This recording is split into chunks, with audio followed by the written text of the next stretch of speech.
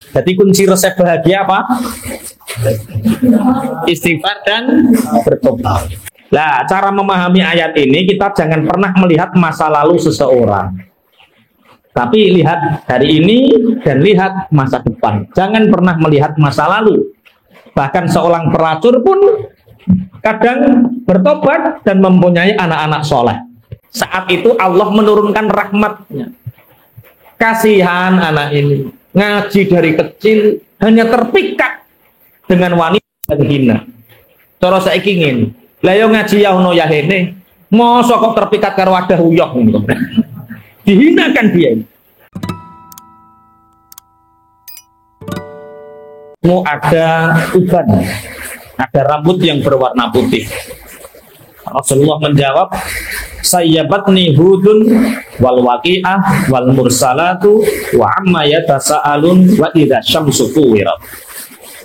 Yang menyebabkan rambutku putih ini adalah ketika turunnya surat Hud, surat Waqi'ah, surat Al-Mursalat, surat Amma Yatasa'alun, dan surat Idza Syamsu Kuwirat. Beberapa ulama menerangkan kenapa surat Hud, surat Waqi'ah, Mursalat, Amma Yatasa'alun, dan Idza Syamsu Kuwirat ini disebut oleh Rasulullah sesuatu yang menyebabkan rambutnya putih. Itu satu bahasa kinayah, karena di dalam beberapa surat ini diterangkan banyak ayat-ayat yang menerangkan kiamat. Jadi coro wong mukmin mikir kiamat sampai rambutnya apa? Putih. Nek sampean iling surat Waqiah iling apa? Lah ya, wong iling surat Al-Waqiah kok tambah iling kebutuhan. Tambah ayat surat kekayaan. Memang di dalam hal itu pun terjadi ikhtilaf di antara para ulama. Kenapa Rasulullah menyebut di ayat ini sayyabatni hudun wal waqi'ah wal mursalat wa amma yatasaalun wa idza syamsu kuwirat. Rawahu at-Tirmidzi. Kenapa di ayat ini Rasulullah Al-Waqi'ah itu termasuk surat yang menyebabkan rambutnya putih. Tapi di ayat yang lain Rasulullah menyebutkan siapa yang ingin hidupnya kaya, maka mulazamah membaca surat apa? Al-Waqi'ah. Artinya surat Al-Waqi'ah itu nerangno apa? Kiamat. Nerangno kiamat, isine swarga, isine neraka. Nah itu aslinya kan ketika segala kesedihan apapun, ketika ingat kiamat, maka kesedihan itu akan hilang. Karena sak repot-repotnya kita di dunia, itu pasti masih repot besok di hari kiamat. Di akhirat ini cek bahas pekewol kiamat. Paham nih maksudnya ya? Nah, jadi sayyabatni hudun wal waqi'ah wal mursalat wa amma yatasaalun wa idza syamsu kuwirat. Makanya surat Hud ini termasuk surat yang nanti menceritakan tentang kiamat sebagian. Alif lam ra. Alif lam ra itu hanya Allah yang mengetahui artinya. Orang Arab juga nggak tahu, orang yang ahli balaghah juga nggak tahu. Kalau orang yang tahu pasti itu takwilan saja, perkiraan-perkiraan yang kebenarannya tidak bisa dipastikan. Yang paling aman adalah alif lam ra itu hanya Allah yang maha tahu artinya. Kitabun muhkimat ayatu. Kitab Al-Quran ini adalah kitab yang muhkamah, yang dikuatkan ayat-ayatnya. Muhkamah itu ada dua. Satu, Al-Quran itu ayat-ayatnya tersusun dengan rapi. Yang kedua, muhkamah itu adalah hukum-hukum yang ada di dalam Al-Quran. Ayat-ayat Al-Quran ini tidak tergantikan ila yaumil qiyamah. Itu artinya muhkamah. Muhkamah itu dikokohkan, dikuatkan itu artinya tidak akan tergantikan ila yaumil qiyamah. Artinya setelah selesainya masa Al-Quran diturunkan, itu tidak akan ada syariat yang memperbarui. Berbeda dengan nabi-nabi Rasul zaman dahulu, diperbarui ayatnya, diperbarui hukum-hukumnya. Tapi Al-Quran ini, setelah Al-Quran al-yawma akmaltu lakum dinakum wa atmamtu alaikum nikmati wa raditu lakumul islam madina, itu artinya setelah itu sudah tidak ada syariat lagi. Makanya ada yang fanatik dengan ayat ini karena Al-Quran ini sudah muhkamah, sesuatu yang baru yang tidak pernah dicontohkan oleh Rasulullah itu ditentang mati-matian, yang disebut dengan apa? Bid'ah. Sampai ada yang sangat fanatik karena nggak memahami dalil, setelah ijab kabul tidak mau dikasih surat nikah gitu. Nah, setelah kabul tu nikah wa tazwija bil mal mazkur, dikasih surat nikah oleh kakak, nggak mau dia. Oh, ini bid'ah. Zaman Rasulullah nggak ada. Emang ada setelah zaman Rasulullah ketika setelah kabul tu nikah dikasih surat? Nggak ada.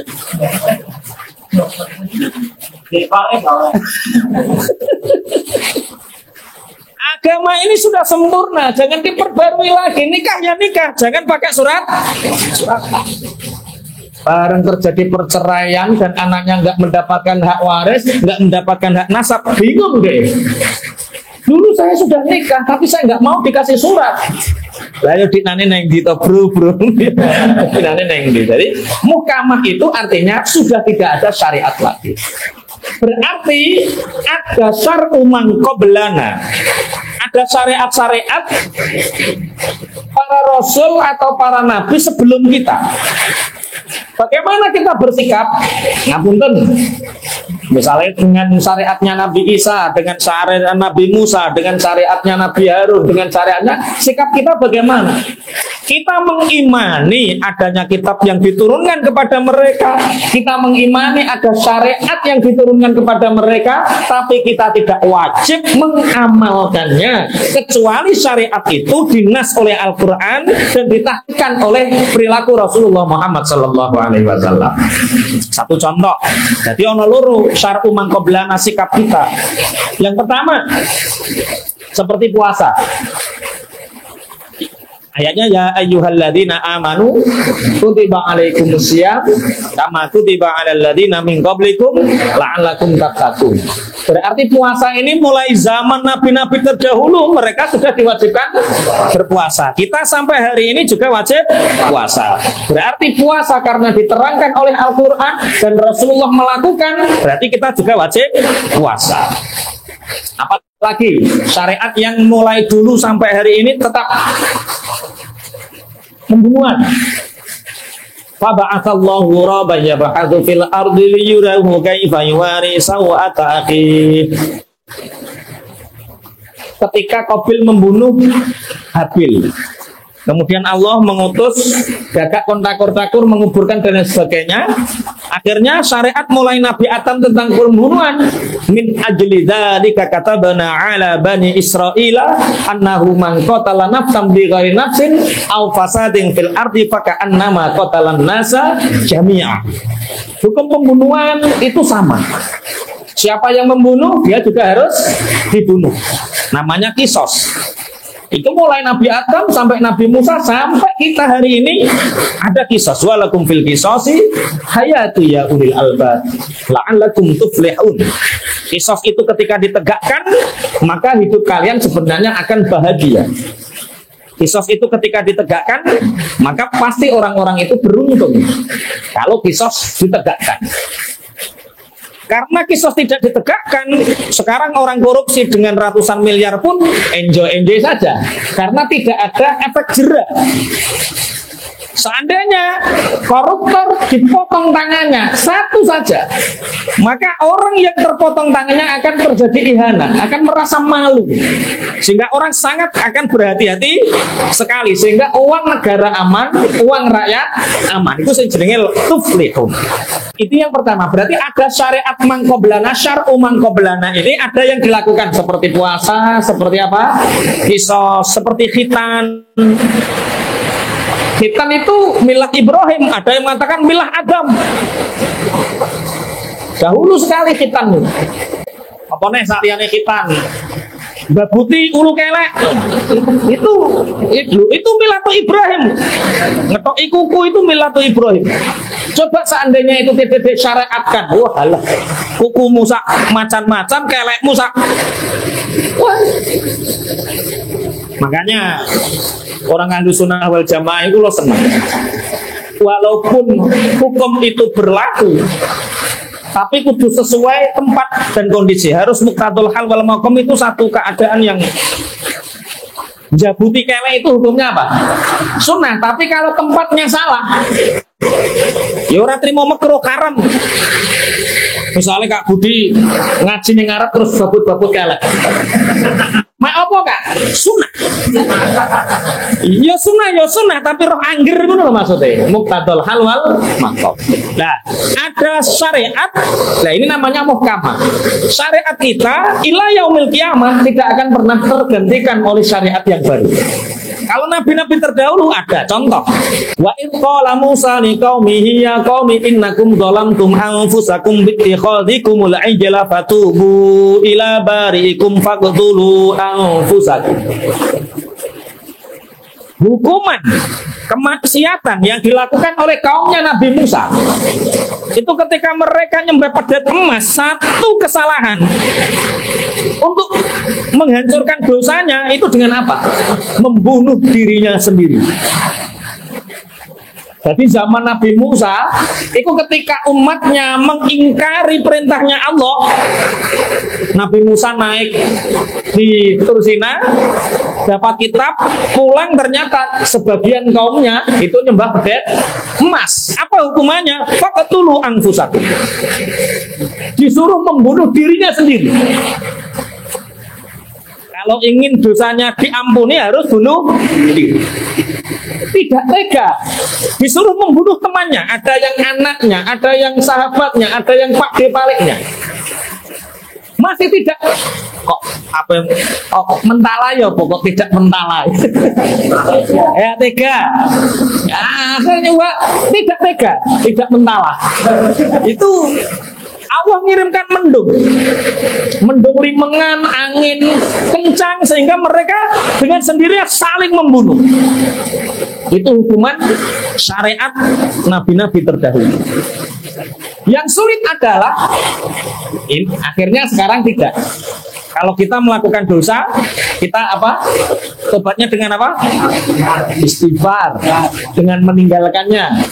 Akhirnya sampai do kendel ngakoni dosa. Wah, barokah umat Kanjeng Nabi Muhammad sallallahu alaihi wasallam. Yang paling sulit itu mulazamah ala thaharah. Umatnya Nabi Musa itu wajib menjaga kesucian. Kalau perang najis dipotong. Atau kainnya terkena najis dipotong. Sulit. Sedangkan hari ini kita syariat kita kalau badan kita terkena najis apa? Dicuci. Baju dicuci. Milih penak umat Kanjeng Nabi Muhammad apa Nabi Musa? Penak umat Kanjeng Nabi Muhammad. Sampai Nabi Musa itu arep ingin jadi umat Kanjeng Nabi Muhammad sallallahu alaihi wasallam. Niku jenenge napa? Kitabun muhkimat ayatu. Jadi Al-Qur'an itu kiamat. Ada yang mengatakan muhkimat ayatu itu disusun dengan rapi. Itu saya baca di terjemahnya Indonesia Depan disusun dengan rapi. Keterangannya banyak. Cuma di beberapa tafsir, seperti tafsir Nawawi, itu hukimat ayatu ay muhkamatun ahkamu. Hukum-hukum syariatnya itu akan dikokohkan ila yaumil kiamat. Buat kula lajengaken. Summa fussilat min ladun hakimin khabir. Kemudian diterangkan bahwa Al-Quran ini adalah betul-betul diturunkan dari Allah yang maha bijaksana, Allah yang maha mengetahui segala keadaan. Jadi malam ini kita punya dua agenda acara ya. Yang pertama ngaji rutinan tetap. Yang kedua karena memang sudah tidak bisa dicarikan hari yang lain. Jadi malam ini yang separuh jamaah di Masjid Kapas karena ada pelatihan takmir. Biar takmir itu menjadi orang yang memakmurkan masjid, bukan orang yang menguasai masjid. Biar bagaimana masjid itu tidak sekedar dibangun secara fisik, tapi bagaimana masjid itu menjadi ramai, betul-betul makmur. Anak kecil suka ke masjid, anak remaja suka ke masjid. Ini alhamdulillah tim pondok sudah ada yang istilahnya betul-betul di training, dan kita kirim sekarang ke Kapas. Bagi teman-teman takmir yang menjadi jamaah di sini, kalau ingin nggak apa-apa. Takmirnya bagaimana disulap masjid itu, bukan disulap ya. Metode bagaimana cara memakmurkan masjid. Orang sekarang riba pakai metode, kemungkaran pakai metode, jualan mungkarot pakai metode, bahkan pelacur di media sosial pun pakai metode. Mas Dimas hafal caranya gambar. Caranya. Kalau kita pelaku kebaikan tidak terus-menerus kontinu dan tidak pakai metode, masjid akan kosong dan hanya akan jadi monumen. Makanya kita doakan semoga malam ini acaranya berjalan dengan lancar dan nanti masjid-masjid yang lain bisa bergabung dari tim pondok datang ke masjid yang menginginkan. Opahnya berapa Pak Yai? Gratis. Tak kok opah kayak gue gratis. Umpama di Balongrejo gratis, neng Swalo gratis, karek tak mere gelem tora. Soalnya kadang-kadang sing repoti tak mere.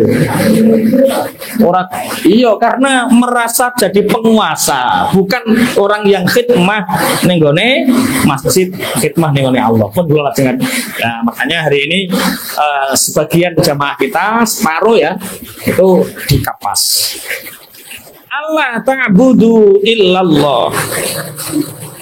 Ayat Al-Quran ini dikokohkan, syariat Islam ini akan kokoh ila yaumil qiyamah. Inti daripada kalimat ayat itu apa? Allah ta'budu illallah. Kitab Al-Quran ini adalah kitab yang menyerukan agar kalian semua menyembah kepada Allah. Berarti intinya mengajak kepada tauhid, mengajak kepada hanya menyembah Allah, tidak menyekutukannya. Innani lakum minhu nadhiru wa basyir. Rasulullah Muhammad Sallallahu Alaihi Wasallam mengikrarkan dirinya bahwa tentang siksa Rasulullah memberi peringatan, tentang surga Rasulullah memberi kabar bahagia. Makanya ngaji harus fair. Ngaji ku yo guyon, yo dikai seneng, yo dikai susah. Maksudnya susah diberi peringatan bahwa ada dalam koridor-koridor tertentu yang salah. Wa anistaghfiru rabbakum thumma tubu ilaihi yumatti'akum mata'an hasana thumma tubu ilaihi yumatti'akum mata'an hasanan ila ajalin musamman wa yu'ti kulladhi fadlin fadlah. Wa in tawallaw fa inni akhafu 'alaikum 'adzaba yaumin kabir. Ila Allahi marji'ukum wa huwa 'ala kulli syai'in qadir. Wa anistaghfiru rabbakum. Dan beristighfarlah kepada Tuhan kalian. Istighfar itu meminta ampunan. Summa tubu ilaih, kemudian bertobatlah kalian. Yumatikum mata'an hasanah. Kalau kalian mau beristighfar, kalau kalian mau bertobat, maka Allah akan memberikan kebahagiaan. Kebahagiaan yang sempurna ila ajalin musamma, sampai waktu yang telah ditentukan. Waktu yang ditentukan maksudnya hari apa? Kematian kok kiamat. Ya kiamatmu dewe maksudnya. Beristighfar kemudian bertobat. Siapa yang beristighfar dan bertobat, maka dia akan diberi kebahagiaan yang sempurna. Kebahagiaan yang sempurna sampai kapan? Sampai waktu yang telah ditentukan. Waktu yang ditentukan maksudnya al-maut, sampai kematianmu. Wa yu'ti kulladzi fadlin fadlah, dan Allah memberikan anugerah keutamaan kepada orang-orang yang memberi atau yang melakukan kebaikan. Kulladzi fadlin fadlah. Wong sing duweni amal utama dikai ganjaran keutamaan. Dari sini terjemah mawon pun paham. Jadi kunci resep bahagia apa? Istighfar dan bertobat.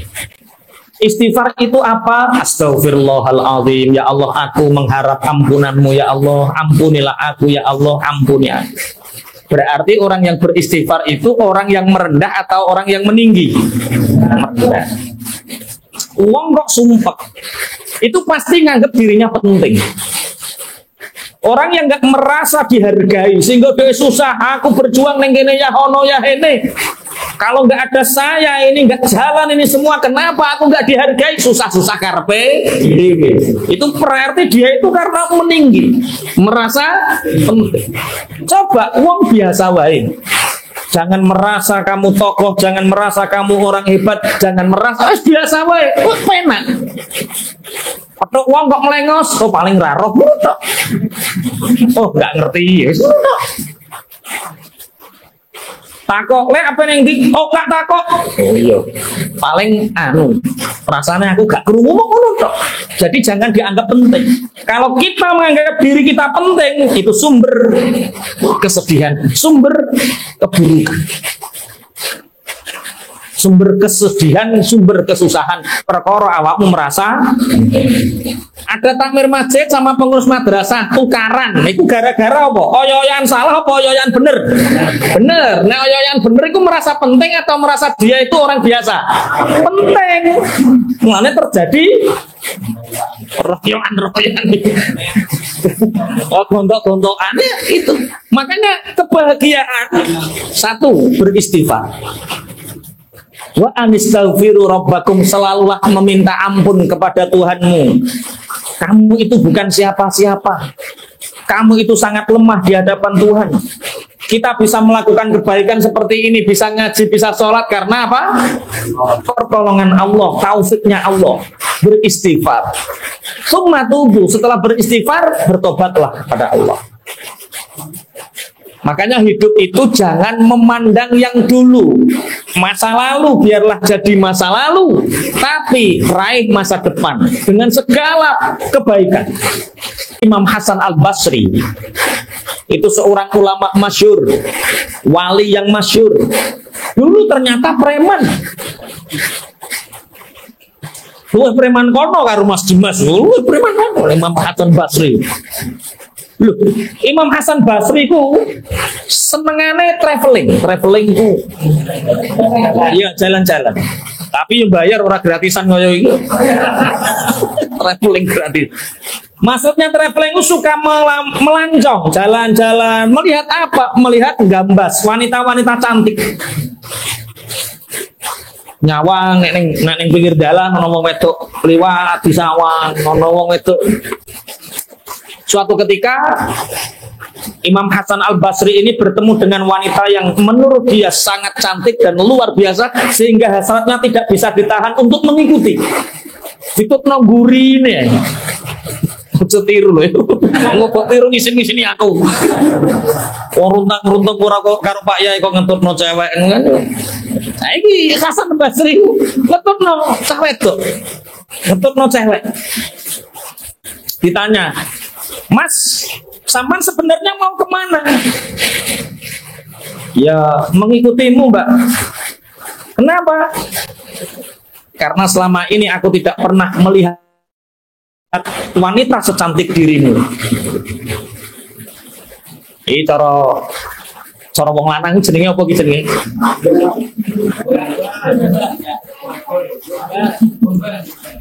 Gombal. Serigala berbulu apa? Domba. Serigala berbulu kucing. Karena aku melihat tidak ada orang wanita yang secantik dan sesempurna dirimu, Mbak. Lah terus, ya aku akan ke rumahmu. Ya wes ayo ning omah. Ditanya, apa yang membuatmu engkau tertarik kepadaku? Matamu yang begitu indah. Cara saya, matamu yang begitu jelita. Ya sudah, kalau begitu tunggu sebentar, nanti tak kasih apa yang kamu inginkan. Imam Hasan Al-Basri itu mikir, wah, wis kena. Ternyata wanita ini masuk ke dalam kamar, kemudian pembantunya ini menemui Imam Hasan Al-Basri. Kamu tadi meminta apa dari juraganku? Aku nggak meminta apa-apa, aku hanya memuji matanya yang sangat indah dan aku ingin memilikinya. Apa yang kamu inginkan dipenuhi oleh majikanku. Ini disuguhno talam, coro saiki piring lengser ditutupi karo kain, diterima oleh Imam Hasan Al-Basri, dibuka, ternyata isinya motoloro. Ternyata perempuan cantik ini masuk ke kamar, matanya dicukil, dipanggil. Juraganku mengatakan bahwa seumur aku hidup, aku tidak ingin menjadikan salah satu anggota tubuhku menjadikan orang lain terkena fitnah. Dan sekarang aku telah terbebas dari fitnah itu. Ini mata yang kamu inginkan. Jerit Imam Hasan Basri, jerit pucet. Bertobat dia, beristighfar. Enggak bisa tidur. Iling terus laopo kok tak kuning ngono barang. Iling istighfar sampai istighfar ini dia foto. Kembali ke rumah wanita yang mencungkil matanya itu dan rumahnya dikunci. Ditanya oleh Imam Hasan Al-Basri, kemana si penghuni rumah? Si penghuni rumah ini telah meninggal dunia. Coro saya paling kena titanes, telah meninggal dunia. Imam Hasan Basri nangis. Gara-gara aku mati, gara-gara syahwatku mati. Akhirnya dia beristighfar terus kepada Allah, memohon ampun kepada Allah dan bagaimana aku minta halal. Dia nggak tahu caranya minta halal. Akhirnya Imam Hasan Basri ini sholat nggak berhenti-henti, tahajud nggak berhenti-henti.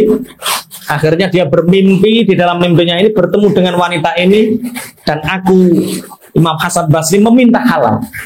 Mbak, aku minta halal matamu, tolong maafkan aku. Jawab wanita ini, sejak pertama aku sudah memaafkanmu, karena berkah dirimu aku diampuni oleh Allah, sehingga aku penuh dengan kenikmatan. Sehingga wanita ini diampuni oleh Allah, dan Imam Hasan Basri ngaji ke berbagai ulama di belahan dunia ini, hartanya dihabiskan untuk ngaji, dan alhamdulillah Imam Hasan Basri ini menjadi orang yang mufti, fuqaha, dan terkenal min ba'dil auliya. Mantan preman. Ojo kok gondrong kok gak jadi wali. Gondrong ora dadi wali, wis repot yo wali. Ini baru kayak apa? Istighfar dan bertobat. Banyak cerita-cerita yang seperti itu banyak. Ada seorang pemabuk. Ini saking akeh mabuk sampai gak sadar. Jadi memang mabuk itu loh, siapa sing tahu? Jadi mabuk sampai enggak sadar. Enggak sadar kalau di pinggirnya ini ada ular yang siap menerkam. Di seberang sungai sana ada seorang soleh. Seorang soleh ini tiba-tiba mau dientuk karo kala jengking. Menghindar dia, dikejar. Orang soleh ini mengejar apa? Kalau jengking, dikejar. Bareng dikejar ternyata sampai batu untuk penyeberangan itu, kalau jengking ini mencolok. Neng dhuwure kodok. Kodok itu cepet mencolok. Akhirnya orang soleh ini cepet. Jadi godak loro, godak kodok karo godak kalau jengking. Ternyata sampai ada orang yang pingsan, baunya bau khamr, arak, dan di atasnya ada ular yang mematok. Kemudian kalau jengking ini nerjang ular ini, kemudian sama orang soleh ini digosok, Cari ularnya, sehingga orang ini selamat. Kemudian pemabuk ini tahu, bingung, bingung, ular.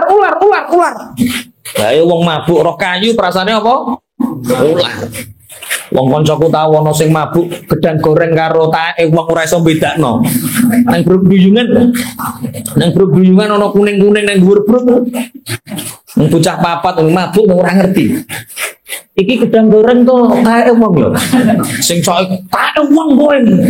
Masa taeke kok nang dhuwur bruk. Iki gedang goreng bantah-bantah. Tahun 90 piro kae. Tahun 95 mbok 96 bantah-bantah. Gedang goreng karo taeke wong gak ngerti. Sampai bali desa Mayangkawi sih ketoke gedang goreng kok ya. Mbok walik dicekel nyet. Aduh taeke wong. Mabuk. Lah ya wong kok senengane mabuk. Gedang goreng karo taeke wong ora iso bedakno. Akhirnya pemabuk ini tanya sama orang soleh, apa yang terjadi terhadap diriku?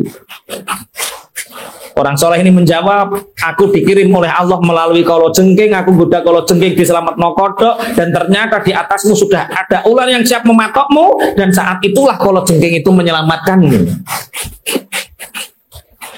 Wong mabuk gini mikir. Kamu mikir apa? Enggak tahu. Terus orang pemabuk ini juga tanya, lah kamu mikir apa? Wong jeneng wong mabuk takoki mikir apa ya ora ngerti ya. Aku hanya berpikir orang seburuk dirimu yang suka mabuk pun Allah masih menyelamatkanmu. Bagaimana dengan orang-orang yang taat? Bagaimana dengan orang-orang yang sudi menyembah Allah? Yang meluangkan waktunya menyembah Allah, yang segenap waktunya menyembah Allah, maka orang seperti itu dijamin akan diselamatkan oleh Allah. Allahumma amin. Akhirnya pemabuk itu banyak jalan menuju tobat, jalan menuju Roma ya. Ternyata banyak jalan menuju tobat. Ada orang yang bertobat karena diberi sakit, ada orang yang bertobat karena mau nikah gagal terus, akhirnya wis mendekat sama Allah saja. Akhirnya dikai jodoh karo ustaz. Yang perkara wis katok golek dhewe ra anu. Banyak jalan menuju tobat. Bahkan di beberapa kitab itu ada orang pezina. Dia satu hari bisa zina 2 kali. Itu wong kuat apa orang? Dia satu hari bisa zina 1 kali, bisa zina 2 kali. Tapi dia seringnya 2 kali. Nah, dia tahu caranya. Bagaimana dia bisa berzina 2 kali. Dia mengajak perempuan ini di tepi laut. Mohon cerita ini tidak untuk ditiru. Diajak di tepi laut. Setelah berzina, perempuan ini diberi sesuatu, pulang. Orang ini mandi di laut, mandi jenabah. Setelah mandi jenabah, panggil wanita lain lagi. Beberapa waktu mandi lagi. Dan tempatnya selalu di laut itu.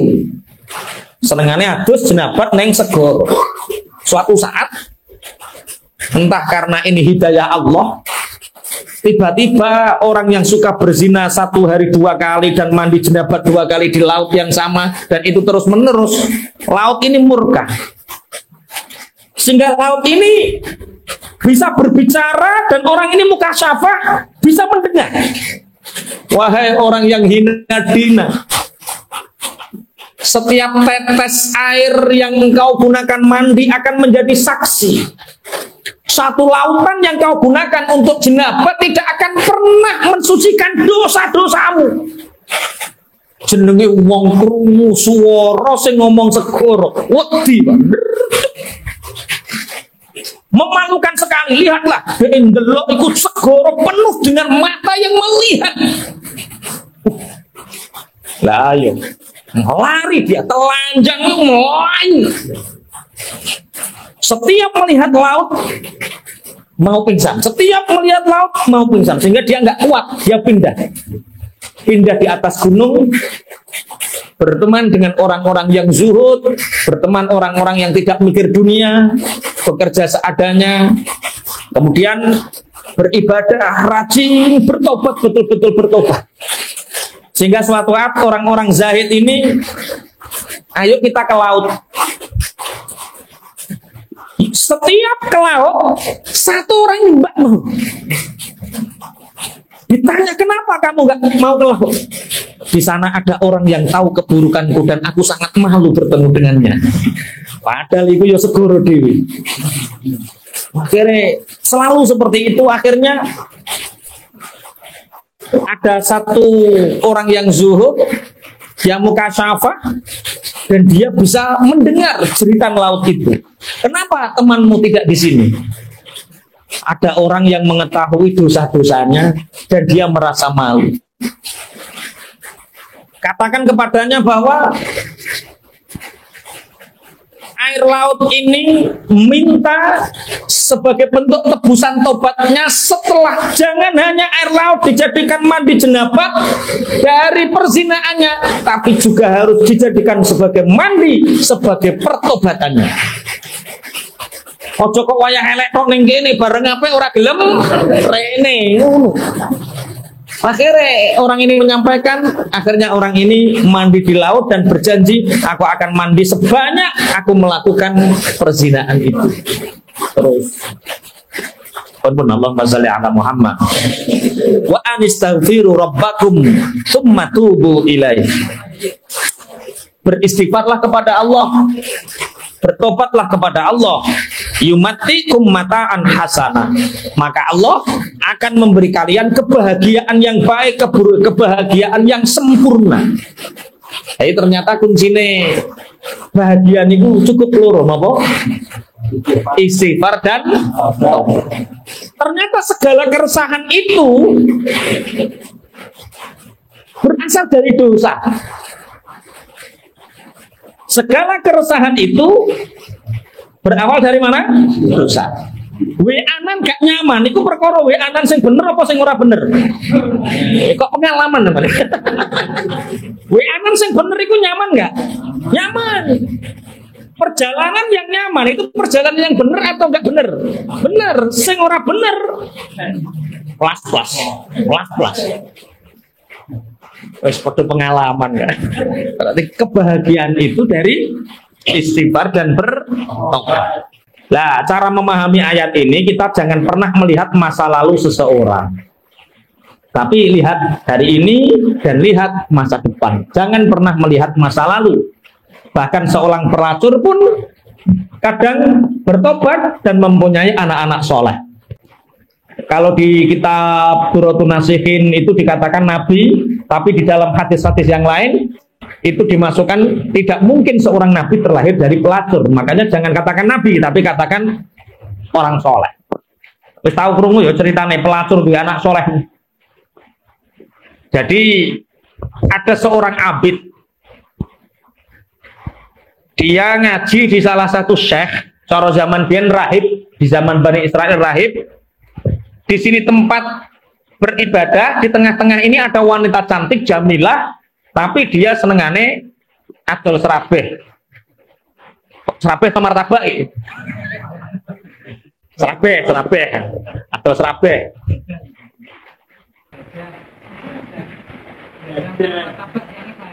Nek martabak wong apik, nek wong elek serabeh ya apik terus. Nek jadah. Ya wis satu jadah. Oh gak apem ya. Lah, orang Jamilah ini menjual dirinya cantik. Tapi kalau nggak orang kaya, harganya 12 dinar. 1 dinar itu sekarang 4 juta kali 12, berarti berapa juta itu?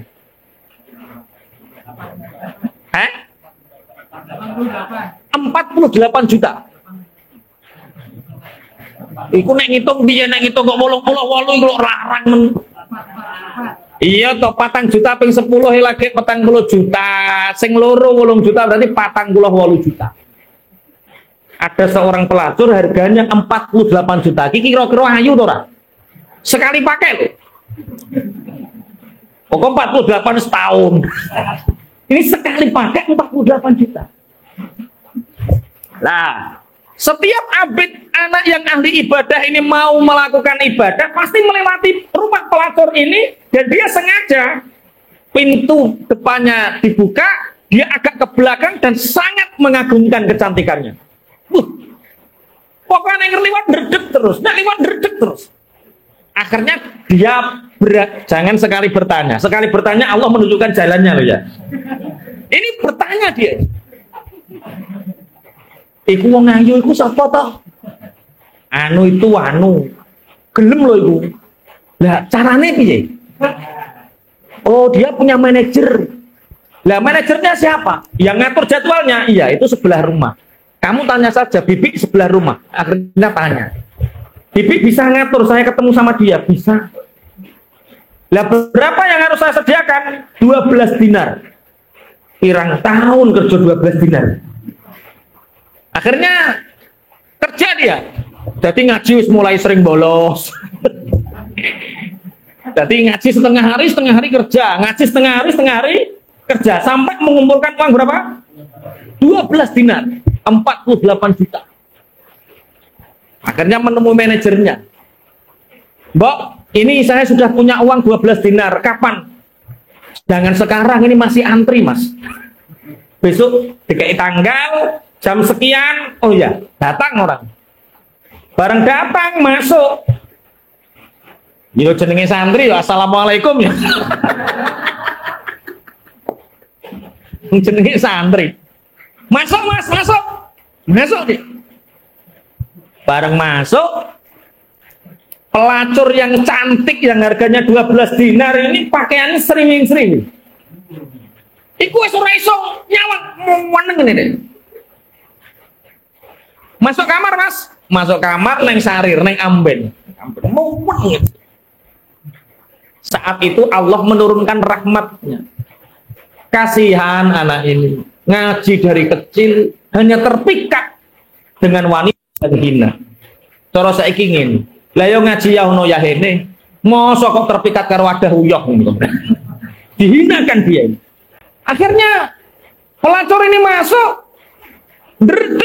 menangis ini.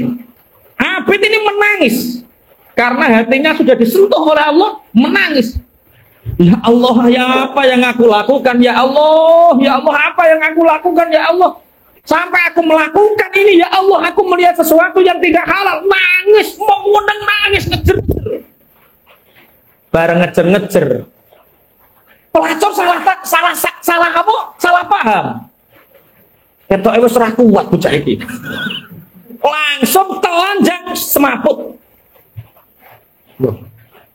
Pelacurnya telanjang langsung. Nek Mas Dimas, nek eneng wong telanjang yo.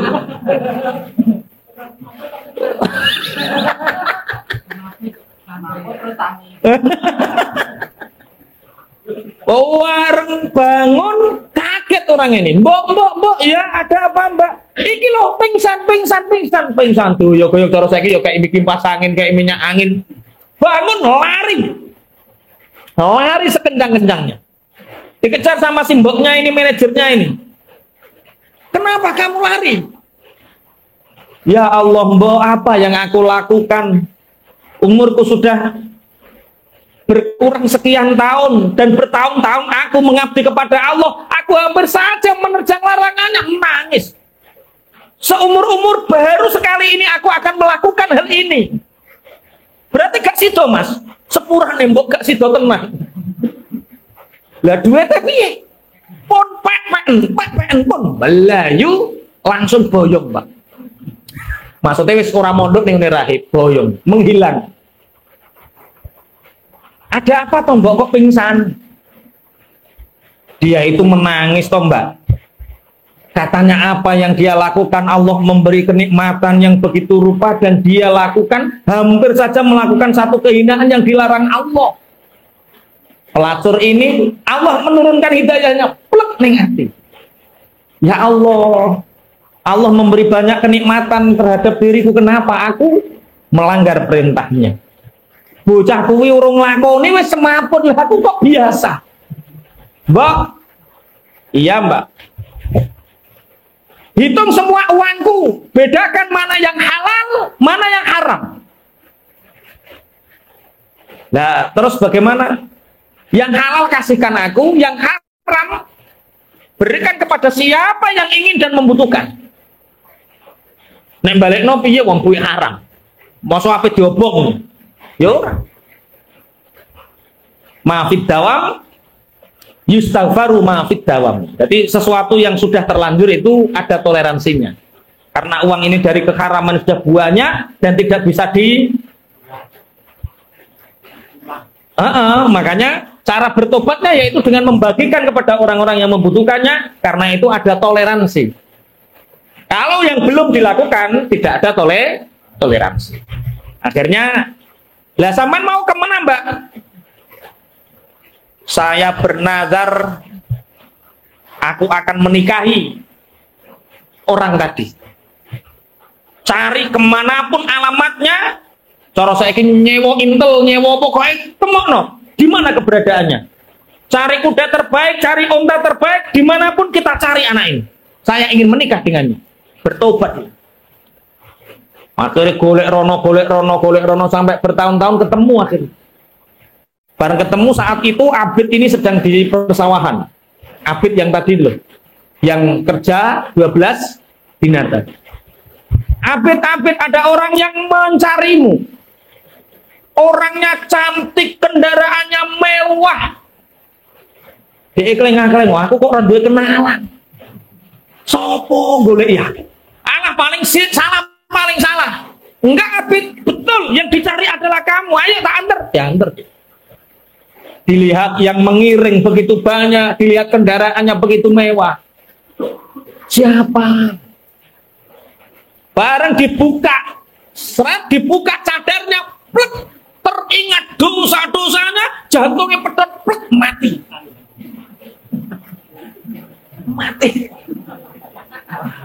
Ora sudah jadi apa? Oh, biasa. Mati. Ini orang pingsan ini mati tenan kok pingsan. Oh gawe cerita. Iki nek gawe dongeng keliru ya to. Mati orang pingsan.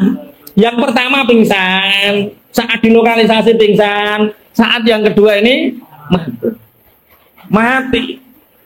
Pelacur ini mengatakan, mantan pelacur ini mengatakan, aku mencari bertahun-tahun, setelah ketemu ternyata mati. Lah bagaimana? Apakah dia punya saudara yang aku ingin menikah dengannya? Punya, dia punya saudara miskin. Nah, ini wong melarat itu gampang nih. Akhirnya menikah dengan saudaranya. Saudaranya Abid ini orang soleh, terjadi pernikahan, dan dari pernikahan ini muncul banyak orang-orang soleh. Barokahi taubate seorang pelacur. Jangan pernah menghina orang yang pernah melakukan dosa. Ana wong ketoke wis apik, wonge takwa, bajune yo takwa, pakaiane yo takwa. Jangan pernah hina. Wis saiki tek ngono biyen piye. Jangan pernah seperti itu. Jangan pernah lihat masa lalunya.